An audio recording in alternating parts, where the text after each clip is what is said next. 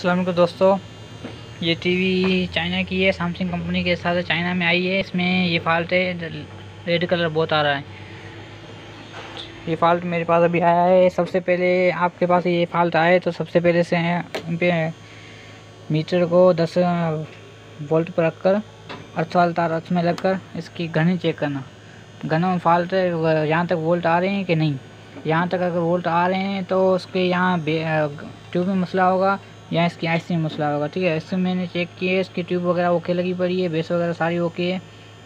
इसमें इसकी आईसी का मसला है, जंगल आईसी का। ठीक है, वो बड़ी इसमें मसला है। ये आईसी में बदली करके आपको दिखाता हूँ। उसमें जैसे कंडीशन इसकी ये आ रही है, ये इसकी कंडीशन लाल कलर आ रहा है। वैसे सही है, लाल कलर बहुत आ रहा है। इसमें ग्रीन कलर नहीं है। रेड और ब्लू दोनों कलर आ रहे हैं, ग्रीन कलर नहीं आ रहा। चलो मैं आपको दिखाता हूँ लगा के। ऐसे ये लगा रहा हूँ। अभी लगा दिए मैंने, अभी इसको लगा के चेक करके आपको दिखाता हूँ।